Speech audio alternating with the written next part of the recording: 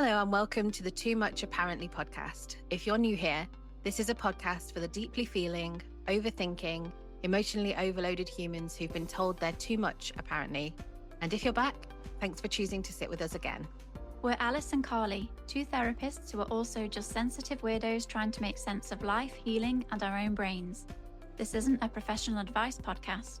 It's more like the messy, honest conversations that happen when you finally feel safe enough to say what you're really thinking. This space is for people like us, the ones who've been called too sensitive, too serious, too emotional, too intense, and have spent way too long believing that it's true. Okay, on with the episode.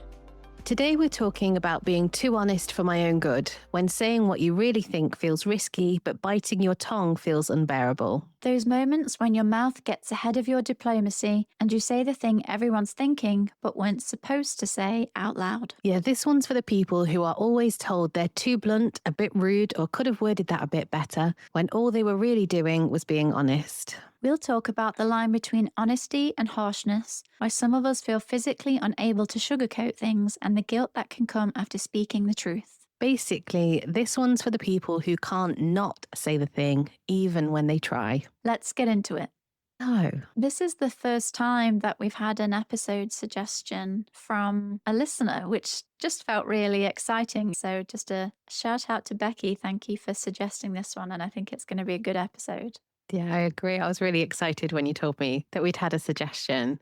So yeah, let's see where this one goes. Yeah, thinking about what it means to be honest, or, well, different words come up for me when I think about this episode. There's honesty, and that makes me think about the inherent values that some of us might have in relation to truth telling and being honest.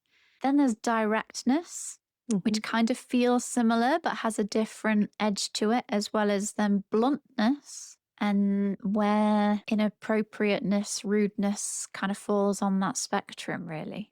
Yeah. So I think in the last few years, I've had a few realizations about this. Because I think I have been direct. I think I am somebody that can be direct. I think I am someone that can be seen as rude, but almost like I'm only just realizing that some people might see me that way. But also I can hold back from saying anything at all sometimes because I'm worried about upsetting people. So yeah, it doesn't feel as, I think it almost feels like sometimes this could be set up as something clear cut of like, some people are like this and some people are like that. But actually there's kind of a swirl, and also people aren't going to agree on what is okay and what isn't, whether we're thinking about honesty or whether we're thinking about directness or whether we're thinking about bluntness or rudeness. There isn't, I often wish there was some kind of book that would tell us the answer, like what's right and what's wrong. But there isn't. There is no book out there. There is no therapist or guru who can say this is where the line is. I feel like even if there was a book, would probably disagree with it. Yeah. So yeah, I wonder how you see yourself when it comes to bluntness, directness, honest. It's difficult for me to know what to put in what box. I think that's why I started out with naming those different descriptive words for how we might communicate. So I have lots of different thoughts that relate to each of those words. The first thing coming to mind is when I was first considering the idea that I could be autistic. I was coming across the questions that was people have told you that you're rude or accused you of being rude or impolite and those kinds of things. And I've never related to any of that. No one's ever accused me of being rude.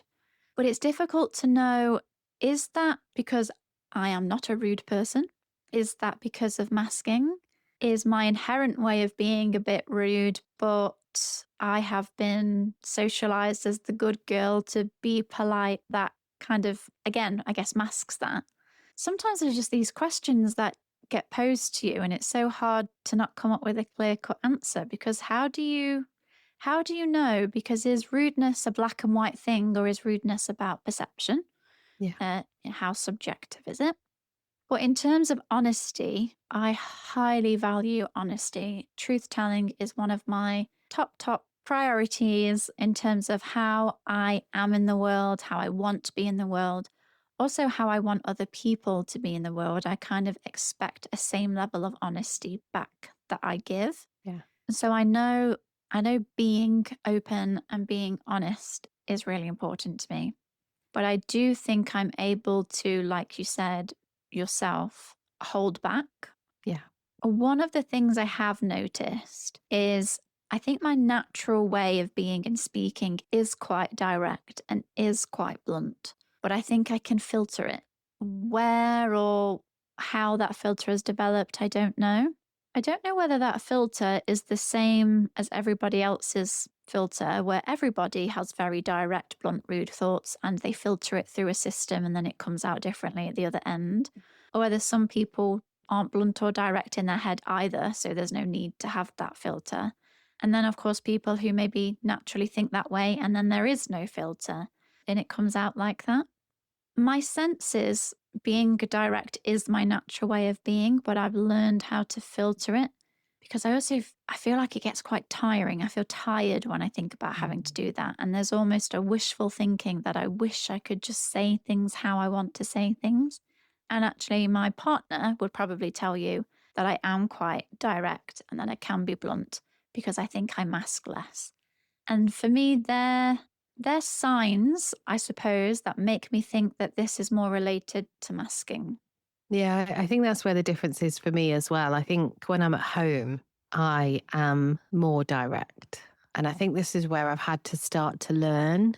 So I think, like you, I also really value honesty. And I know for me, that comes from a background of communication not being straightforward, promises made, but then never followed through on. It feels really important to me to know where I stand. I think we kind of touched on before because you mentioned the quote from the book. I would much rather deal with a painful truth than somebody try and appease me with a lie. Mhm. Like that's been, I felt like that right back to being a child. But I think in recent months, recent months, I'd say I've been questioning whether I have tipped into too blunt, especially when I'm distressed. Okay. I can be too blunt about things in a way that isn't kind. And that Mhm. then cuts across another value of mine, which doesn't feel very nice to admit. Yes. It's not Yeah. the image that I want to present of myself. It's not how I want to see it's not how I want to see myself. But I suppose with honesty being such a kind of big value for me, it's really important for me that I'm honest with myself. So when things do come into my awareness, I try as excruciating as it can be sometimes to hold my hands up as quickly as possible and say, this, yeah, I'm not behaving how I want to behave here. And maybe I need to Mm. reflect on a bit more. Yeah. No, I relate to that. Kindness is such a top value for me as well. I think, particularly within my relationship, because there is freedom to just be me, then that kind of gets free reign. And I Mm. think sometimes I can say something with me just thinking I'm being truthful or being a bit blunt. And after the words have left my mouth, I think, oh, actually, I don't think that sounded quite. I don't like actually how that sounded coming out Yeah. of my mouth. Yeah. And it's not something that happens often for me, but I think because I've now got this freedom that I've never had before to just, say things how I want to say things, that at times I am just catching myself or, I don't want to take it that far, actually. I don't think that was quite kind to phrase it in that way. I imagine lots of other people are going to relate to that as well. And nobody likes thinking of themselves in a way that they don't like. Right. Yeah. Yeah. I suppose it's something, yeah, I think the challenge for me has been about how can I say the thing that I need to say? Because often what I'm saying is something that I feel like I do need to say. I think where it started for me was about learning more about the purpose of compassion and also thinking for myself about how painful it is to realize things about yourself, that actually you need that compassion as a bit of a cushion, that it can just be too bleak to have to face things about yourself without that compassion piece in there. So when I'm delivering something to somebody else, I know the compassion is there because I have it in my body, but I forget to deliver that with the message.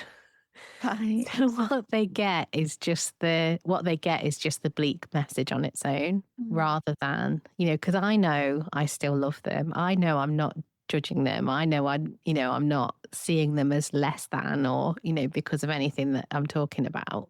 But what I'd been missing is that without the compassion piece, without the gentleness, they just get landed with this really harsh, confronting, possibly something completely out of their awareness that Mhm. yeah. So, yeah, that's been a bit of a change for me in the last few months. I think what also felt important for me with this episode is that distinction between healthy directness and bluntness and, honesty, whatever category you want to drop that in. The difference between that and when people can say things that are hurtful and then they just go, well, I'm just being honest. Well, I'm just saying what everyone else thinks. Yeah. And That's just how I am. I uh, tell it like it is. yeah, yeah. But there's a complete disregard for the impact on the other person. So Yeah. I really value honesty. I really value directness. Like, I'm fascinated by people that are direct. I look up to people that are direct. I think they're really important people to have in society. Yeah. To the people that are going to speak up, that are going to challenge the status quo, that are, that are brave enough to say, this is not okay, or this hurt me, or, whatever. I think that's really important. But yeah, it just felt really, really important to distinguish between, and I don't think we neatly can. I think we're going to kind of keep coming back to this throughout the episode, that there is no neat way to be like, this behavior is okay and this is not okay, because I think it is so subjective that what's right for one person isn't right for another person. Yeah. And also, what's right for one situation might not be right in another situation. Yeah. Yeah. So it is going to be so context dependent. I think that's where I struggle a little bit with this episode because there's a type of directness that, like you say, I admire, I'm inspired by. And then there's a type of directness that I can bristle up against as well. And so I don't think it's about any of these concepts on their own, but more the way in which those different concepts can manifest and feel, where there's parts of it that we might Yeah. like and can accept in ourselves and our way of being, and then there might be parts that we are less keen on or that we find annoying or bristle up against when we're on the receiving end of that. So Mhm. I almost kind of want to caveat this with, when I'm talking about like directness and bluntness, what people might be conjuring up in their mind when they hear those words might be different, and maybe we just Yeah. need to name that. Yeah. Yeah. I feel like I'm desperately trying to hunt around in my mind for something solid to stand on, to be like, right, Yeah. okay, this bit's okay and this bit isn't. Because what I was just going to say there was about intent.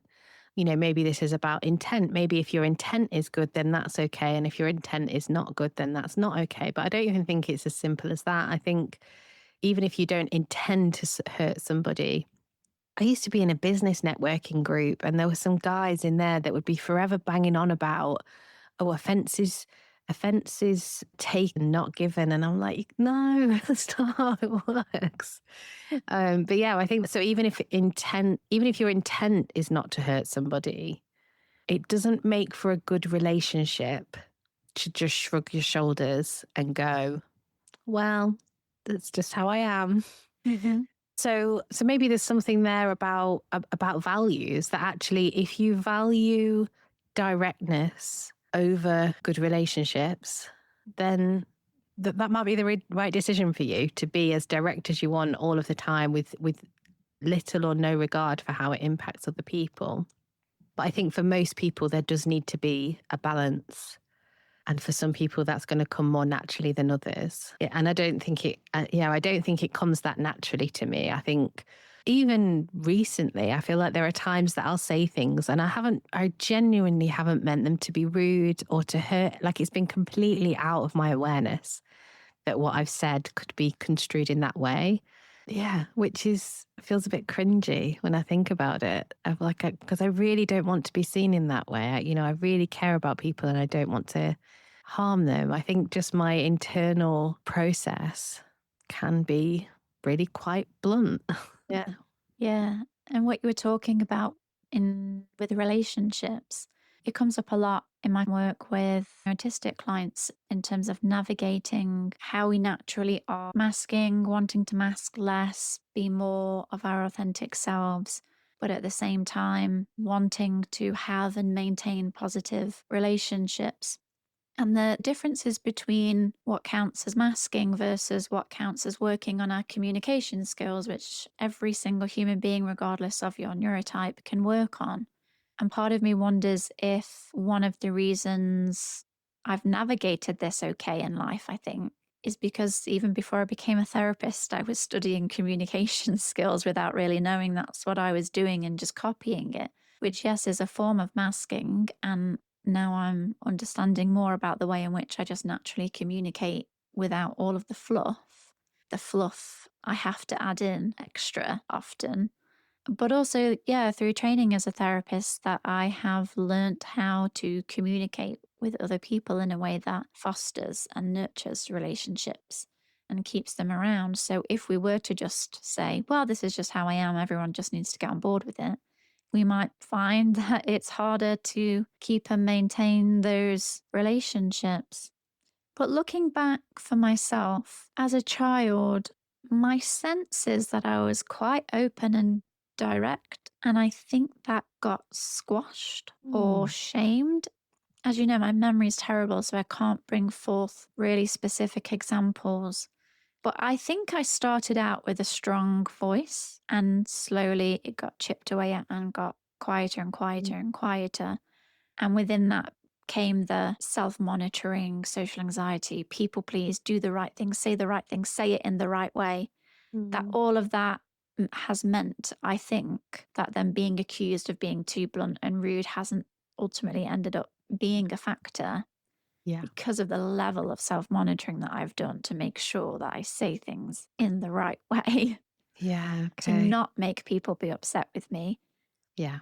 As I'm thinking about the different angles that come into this, it's bringing to mind, firstly, your neurotype and your natural way of communicating in the world, whether it's come from your life experiences, making yourself smaller, shrinking yourself, being less honest and direct as a result of that. And then we have our trauma responses. If you are someone that has experienced trauma in the past, particularly childhood chronic types of trauma, you then may have developed a fawn trauma response where, again, you may be really over accommodating with a huge desire to please other people. And the other aspect that can influence our honesty and directness in the world is our culture and the way in which we've been socialized. And I'm very much thinking here about being a woman and how we are taught to be gentle, polite, agreeable, self edit, and how that can play a role. So, for many people listening, they may relate heavily to this subject, but it may be being influenced by lots of different factors that may have led us all to the same place, but coming from different places. Yeah. Yeah. I wonder if class comes into it as well, like the difference between being blunt if you're upper class, middle class, or working class. Yeah, I don't think I had I know we've talked about this before on the people pleasing episode, but I don't think I had that shrinking in quite the same way. That's not to say it wasn't there at all, because it has had a really big impact on me. And I definitely do have that fawning response in some ways. But I think sometimes I just get confused. Like, I can remember as a child, so when you were saying there about your childhood, like I was just thinking about my childhood, and I could just remember so many arguments with my mum in particular, where I'd just be so confused about what was going on in the interaction, because I was like, I'm just saying something really straightforward. And I wasn't intending to upset anyone. I wasn't trying to be difficult. I wasn't being like a rebellious teenager or anything like that. Again, I can't think of specific examples. But yeah, I think the biggest feeling for me was confusion. And I still get that occasionally now. And yeah, I think this is where I'm saying, like, I'm kind of learning that maybe I need to say things in a particular way sometimes. But it does feel like, I think sometimes it feels like a tightrope as well, because Mm. sometimes it feels like people can meet you with, oh, that's rude, or that's direct, or that's whatever, when what they mean is, I don't want to confront the difficult thing that you're saying. Mhm. Even if you did say it in a nicer way, or a kinder way or a gentler way, it would be rebuffed. But when you make it more direct, then you're rude. So you can't Mm. win. That feels tricky. Yeah. Society really values niceness, but Yeah. then the real, messy, difficult, uncomfortable truths. Yeah. And because of that, so many of us then do learn to self censor.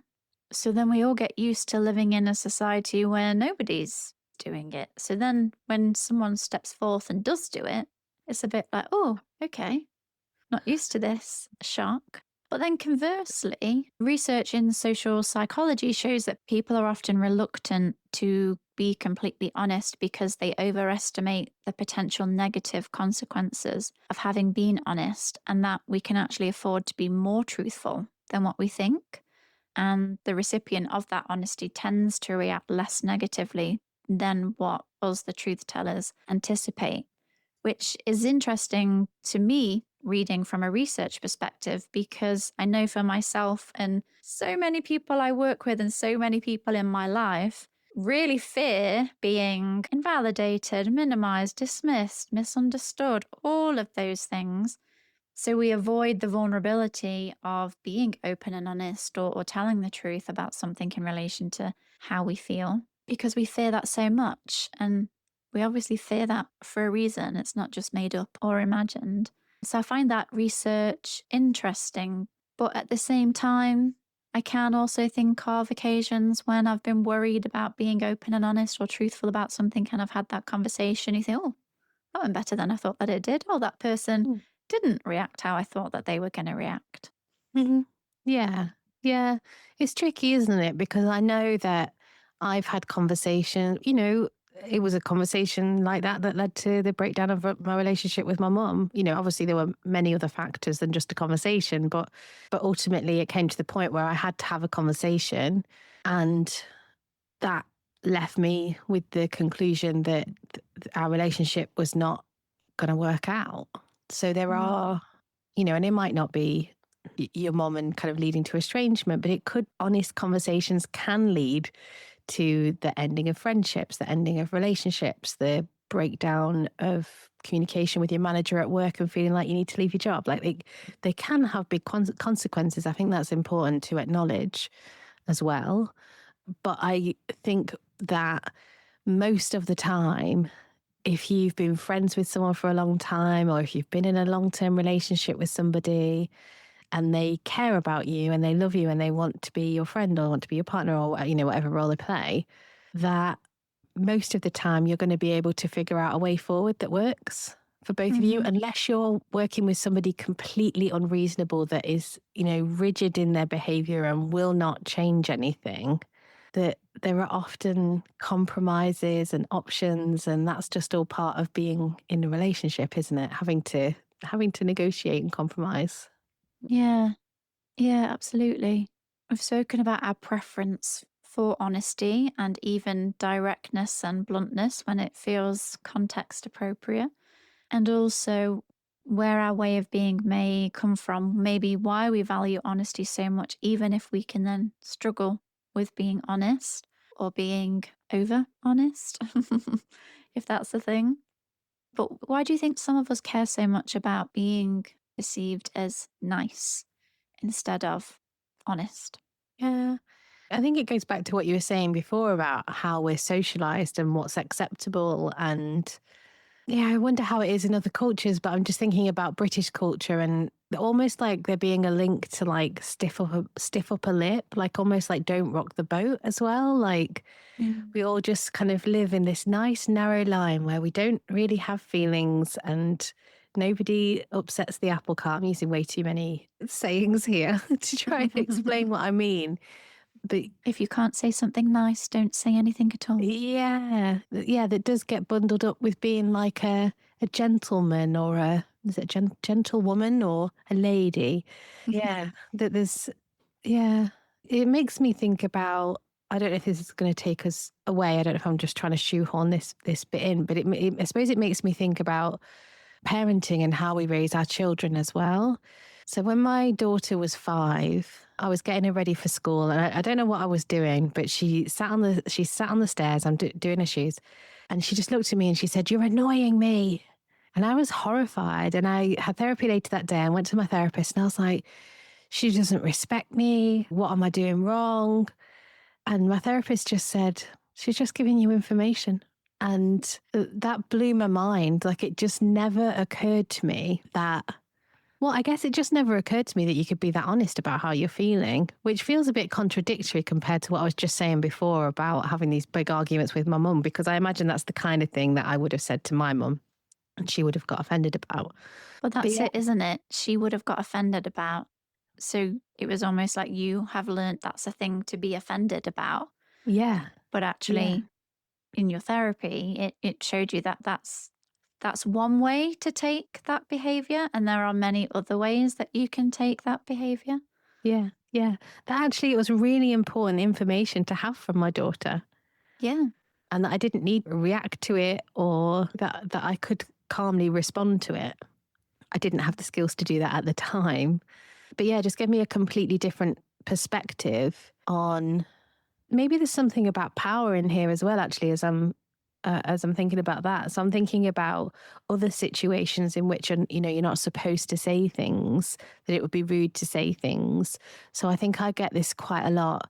So I think I have it myself, and I sometimes feel it when I'm working with autistic clients, because my tendency is to be like, what is it that you want to say to your manager or, whoever?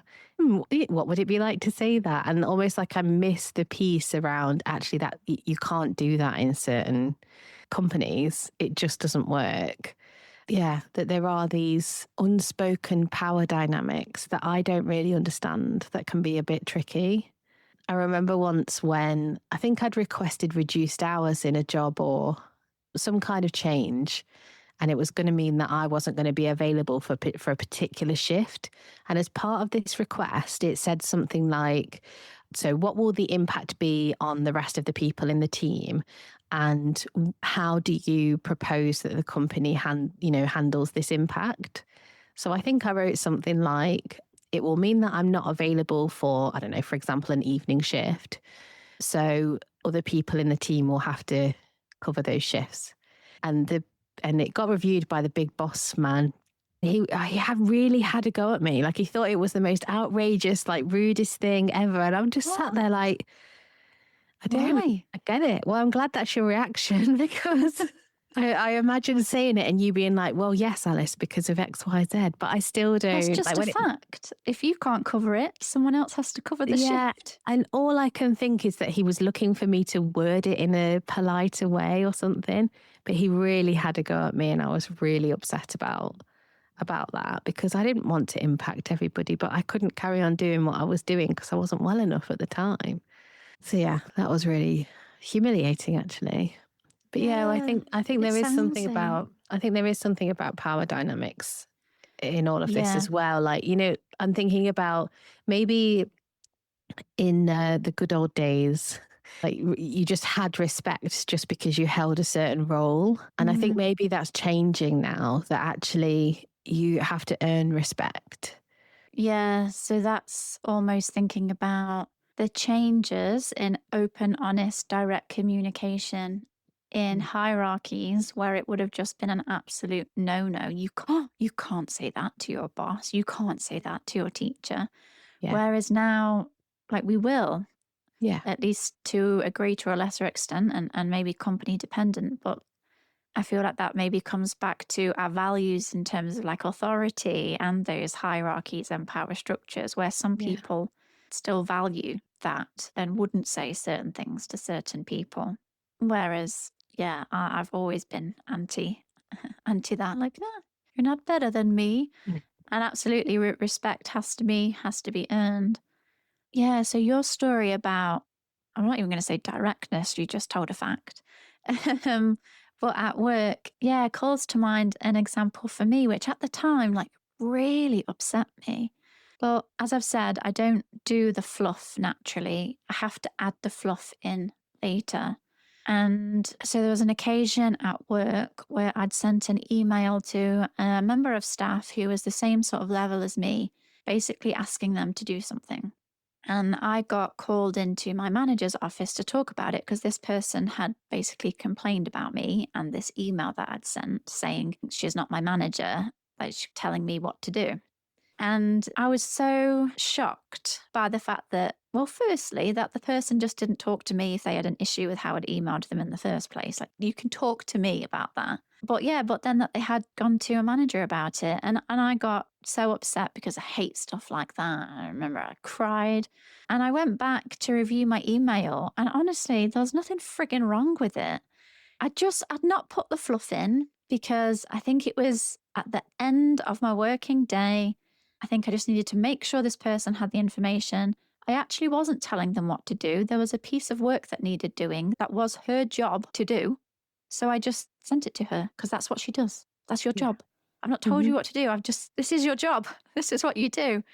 So that's all I'd done. I'd sent the piece of work over to the person that we send those pieces of work over to, and I'd not dressed it up in fluff. My masking ability had run out, and I just put it in a very direct way. Here's a piece of work. You need to do it. Thank you. It was still polite. Yeah. Yeah, apparently too direct, too blunt, not good enough. But that rocked me for ages because I then, even though I'm somebody that like triple checks how I'm wording things anyway, it got out of control then. Like, I was extra checking everything and I was putting little smiley face emojis on the end of what I was saying so that it was coming across in a way that was good natured. Hi, please like me. Don't be mad at me. Yeah, it really affected me from an anxiety perspective. I just suddenly then became quite anxious about how I was wording my emails. And that actually, the email was fine. Yeah. It's tricky, isn't it? And it's so painful.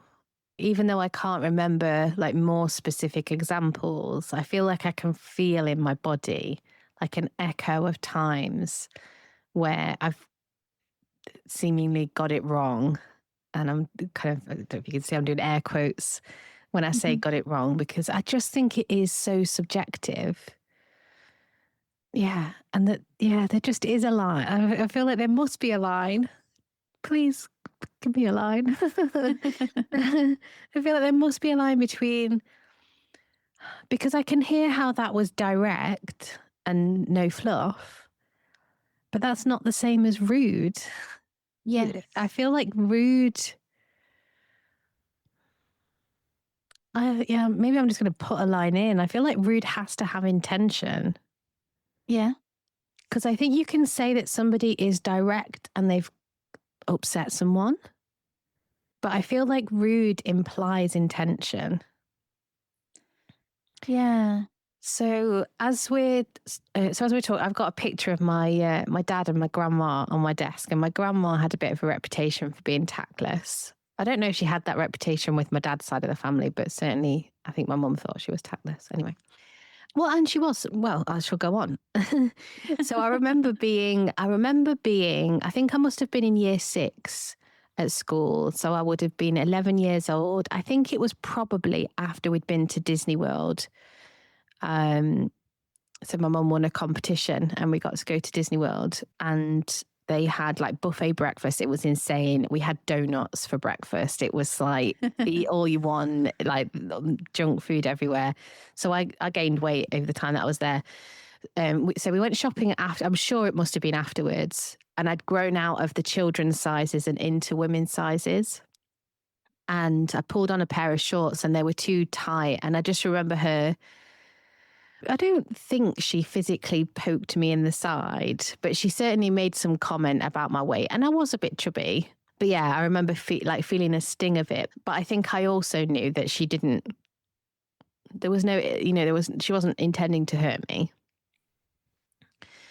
And when I'm thinking about it now, I feel a little bit like towards my younger self, and like wanting to say to my grandma, like, that's not very kind.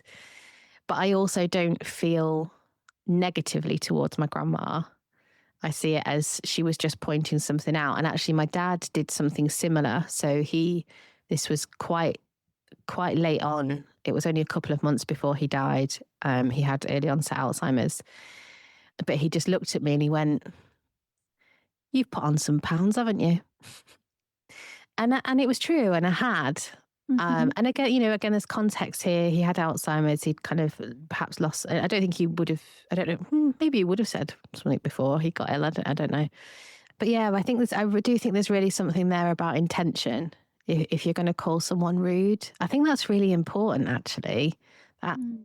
because I think people who are autistic, I feel like it's quite a common experience to be positioned as rude, and that actually when you can adjust your lenses, if you like, to understand how autistic people work, you can see that it isn't rudeness. And I think that's really important, because being positioned as rude when you're not being rude, that doesn't mean that the autistic person should just be left to communicate however they like, because I think there is something about social cohesion that's important for everybody.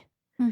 So it's not about inviting autistic people to mask and communicate in a neurotypical way. Yeah, I feel like I'm getting a bit tangled up in what I'm trying to say here. But yeah, I think there is something, an important separation. I think it's not okay to position someone as rude if their intention is not to be rude. That at that point there should be more curiosity. You know, if your manager Yeah. had come to you, or the other person had come to you and said, "Can I just check, what did you mean by this email? Because what I've heard in it is, you know, I feel like you're trying to dictate to me, but we're on the same level." That would give Hmm. you the opportunity to say, like, "Oh, that isn't what I meant," or however you would want to respond to that. Yeah.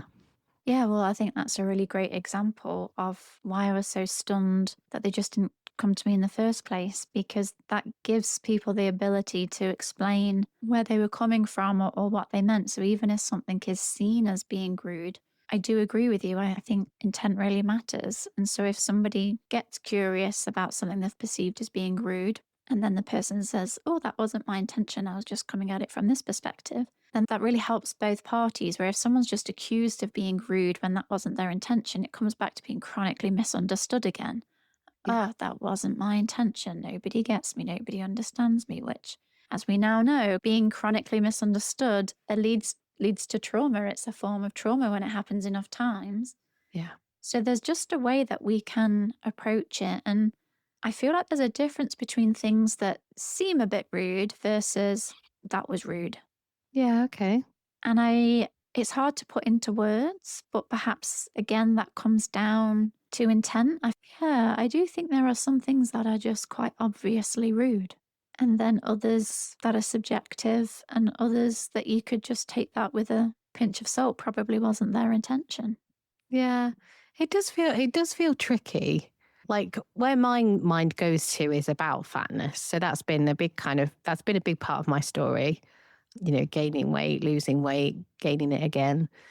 And I feel like a lot of people would agree that to describe someone as fat is rude. I feel like a lot of Mm-hmm. people would say that. Like, you would never go up to somebody and say, "Oh, you're fat," or "Here's my Mm-hmm. fat friend." You know, you wouldn't do Yeah. that. But actually, as part of the body image work that I've done over the years, to me, fat is a neutral descriptor. Mm. But again, yeah, I suppose there's nuance in it, because if somebody was being rude, so I had an experience a few years ago, so it must be about 5 years ago. I made a mistake while I was driving. It was a really, like, it was one of those ones where someone has priority if they're going a certain way, but I'd missed the sign. So I thought it was my right of way, and it wasn't. And the guy, I think, was also going quite fast, swerved around me, wound down his window and went, "You stupid fat whatever." And that really shook me, because it was the first time in a long time that someone had used fat in a malicious way. Yeah. Whereas, you know, I think about having little children and they just say it how it is. You know, so if when they were younger, you know, one of my children would come up to me and go, "Oh, I love your fat belly," you know, something like that, and, you know, wobble it around. I'd just be like, "Yeah, it is, isn't it? You know, it wiggles and it jiggles." And so I think context matters. I Yeah. do And think, intent again. yeah, that it matters. I think, so. Another example that's popped into my head is the N word. I would never use it. I would never use it. But some people have reclaimed it and use it in a way that feels appropriate for them. But in some circumstances, it is absolutely not okay. like most Yeah. circumstances, I would say, unless Mm. if you're using it for yourself. Well, it's similar Yeah. with the word queer. Right. Yeah. There are many words that people have reclaimed and Yeah. reclaimed the meaning of, and yeah, fat is another one Yeah. for a lot of people. Yeah. But fat in itself being a neutral word, Yeah. and times where you can use it in a neutral way, like the horrible description of the car driver who I want to hunt down, by the way. You can also turn it to then use it maliciously as an insult, as a put down. Yeah, it comes back down to intent and context. And yeah, those are where I believe that so many people who relate to being called blunt and rude Yeah. aren't blunt or rude. Yeah. Just, I just don't think there are. Even if there's little moments of it, Mhm. it's still a different form of communication. Yeah. There are going to be some people who, I don't know, classic example of someone saying, "Oh, do you like my new top?" There are always going to be some people who don't want the honest thing and just want people to say whatever. "Oh, yeah, yeah, it's great. It looks great." And they're just happy with that, even not knowing if that's what people think. Yeah. And there are other people who want the truth, who would want someone to say, "Oh my God, that top doesn't suit you at all. What are you doing? Get it off." Where Yeah. they wouldn't get upset by that, where they might find that funny and be like, "Oh, am I really? Oh, I quite liked it." They're like, "No, I hate it." And they might go, Yeah. "Oh, well, I like it, so I'll Yeah. wear it." Yeah. It's tricky, isn't it? I feel like I've said that about 3 times now. I'm just thinking about a group I'm in, and someone had posted their Christmas nails and said, "Oh, I just asked my mum if she liked my nails, and she said no." And I just feel torn because there's part of me that's like, yeah, sometimes it would just be nice if the person would just say, "Oh yeah, they're really nice," even if they wouldn't have chosen those nails or don't really like those nails on you. If you're really excited about your nails, it can be a bit of a drop, can't it? To be like, "Oh, well, I like them," and then you maybe look at them a bit differently and like, "Oh, maybe they're not that nice." But then another part of me that was like, a bit like with my daughter on the stairs saying, "You're annoying me," just feels like, well, she's just letting you know that she doesn't like them. Yeah, and when you ask the question, you're inviting an opinion for Yeah. someone to tell you the truth. Otherwise, what's the point in asking someone, "Do you like my nails?" See, I think I find this quite confusing in social interactions in general, Mm. because when I ask a question, I want an honest answer. Even if I struggle with it, I asked my sister a question on Tuesday and she gave me an answer I didn't like. And so I went on to justify all the ways that was right. Yeah, when I ask a question, I want an honest answer, even if I don't like it. I find it really confusing when people ask questions and they just want a soothing answer or they just want to feel better. They already asked the question with a specific answer in mind, is what they want you to Yeah. say. Yeah. What they're saying is reassure me, Yeah. not tell me your opinion. I find that really confusing. And then sometimes I think, is that okay though? Because then surely that means people know that I'm a good person to come to if you want an honest answer about things. Mhm. And maybe you have other friends to go to if you want a fluffy answer or a reassuring answer. That actually I'm more likely to say what I really feel. And that's a value in itself. Yeah. And I'm sat here thinking, like, oh, maybe I should be better at giving fluffy answers, but I wouldn't want fluffy answer friends. I want Mhm. straight answer friends. Yeah. Just tell me truthfully. And I still think there's a way in which you can deliver the truth, Yeah. which may be where you can be truthful and direct without being abrupt, Yeah. maybe. But yeah, another piece of research I came across that I found interesting, it was research on social perception shows that people interpret tone through their own emotional filters, not just words. And I Right. find that really interesting because there's many times when I take an issue with a person's tone and where you say it's not what you said or it's how you said it or you said it like this. Yeah. And in your mind, that is how it was said. Yeah. And you infer meaning for how it was said. Whereas then the other person might say, well, that's not how I meant it, or I don't, what tone? I don't think I spoke in a tone. Yeah. And actually, the research showed that it's It's not a fixed thing, that it is half in the speaker and it is half in the listener. And whilst there are some things that are a bit more universal, such as how loud someone's voice is or how soft someone's voice is, how it feels does depend on who's hearing it and what state they're in as they hear it, which Yeah. I found interesting because I don't know about you, but when I just hear tone, it's like, no, but that is how you said it. Right. Yeah. Yeah. And I think, again, that's one of the things that I've been learning to check out or trying to check out. I feel like my husband would say, no, you don't. um, but yeah, I've been trying to get better at saying, what did you mean? Yeah. How did you mean that? Or did you Mm, know that felt XYZ? Did you mean it like that? And checking that out. I know I am hypersensitive to some tone things. I know that, that's because of my history. I will be really aware of that. And some ways in a not helpful way as well. right. So I'll go away from things feeling like, oh, well, they obviously didn't like me because of X, Y, Z. And then actually it turns out it was nothing of the sort. Yeah. So the way that I see that is about responsibility, that I need to take responsibility for my history impacting my filter, but not easy. Really not easy to do. Really not easy to do. No. And if I'm being honest and kind of realistic with myself, it's probably more like I'll react to it in the moment and then I'll go away and think about it and then maybe need to apologize or say, maybe I took that in a different way but I don't, again, I think it's really important to not then for the person that's speaking to be like, well, I didn't mean it that way. Mm, Like that good relationships require both people taking ownership of their part or taking ownership of their impact. Like I don't mind apologizing for something if I didn't mean it that way. Like I will happily say, oh, I'm really sorry. I didn't mean it that way. Even yeah. if I think the other person has some responsibility to own that they've heard it in some way that I didn't actually imply. Because I think Well, there's just yeah. something smoothing about that I've said something, it has impacted in a way I didn't mean. And I'm sorry about that. I think sometimes I think of sorry as like sorrowful as well. Like, oh, I'm sad about that with you, is what I mean when I Yeah. say sorry sometimes. Yeah. Yes. Yeah. And there's a difference between apologizing for impact versus apologizing as a, oh, yep, I got that wrong.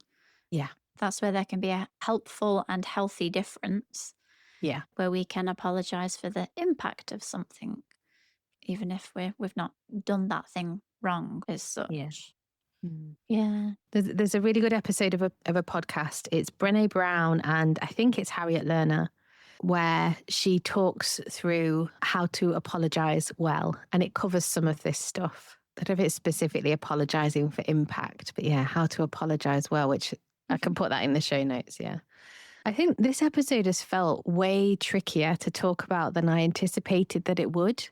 It Yeah. just feels like Same. there's so many, like every time I go to say something, I feel like I'm tripping over myself with a different perspective in my mind.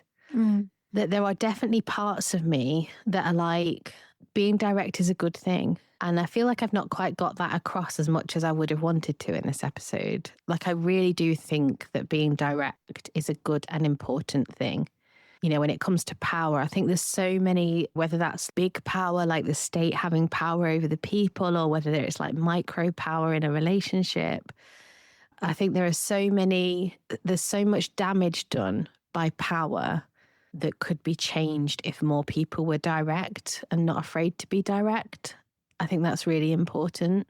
And I also think it's really important to be as kind as you can. I think that's one of the things that I've really learned since being a therapist, because we have to challenge a lot of the time. You can't be a people pleaser as a therapist. That's not what people are paying for, right? They're paying for you to be honest with them. So you have to develop a skill of being able to say difficult things in a gentle way, in a kind way, in a caring way. And hmm I think that you can say I don't like to use absolutes, but I think you can say anything in a kind way if you put your mind to it. That's not to say that it's humanly possible to always be kind about things, because Sure. there are going to be times where you're tired, you're angry, you've sort of lost your patience, and you say something where you don't mean it. Again, there's that kind of black and white thinking in my mind, because I know if I heard that, I'd leave this episode feeling like, right, well, I should never say anything mean ever again. Well, I intend to be mean, but yeah, I really think it is possible to say painful things in a kind way. I've just got pictures in my mind of people that have been really mean to me about things that I maybe did need to grow in those areas, but they said it in a mean way, and actually it set me back Yeah. because it just made me feel defensive. And Mhm. actually, if they'd been able to say the thing in a gentle way, that I would have been able to grow quicker, but also they were just being mean. Yeah. Well, that's it, isn't it? With listening to you talk about that, it's what is the difference between being kind honest versus being brutally honest? Yeah. Yeah. And that is where there's a quote in my mind, and I can't recall where it comes from, but it's honesty without compassion is cruelty. And I wonder if there is that, if that's part of this, where you can be honest, blunt, direct, to the point. If it comes with compassion alongside, Yeah. that's one thing. If it comes with no compassion or like intent that we were talking about before, then you're stepping into the realms of being cruel. Yeah. And Yeah. it's perhaps being able to figure out or know for ourselves where our personal comfortable line is Yeah. with the bluntness and the abruptness versus when it steps into cruelty and being brutally honest. And all of our lines might be in different places. And if someone's line is further over, well, that's fine. If you're okay with the consequences Yeah. of that. Yeah. If you're not okay with the consequences of that, then maybe you need to redraw your line.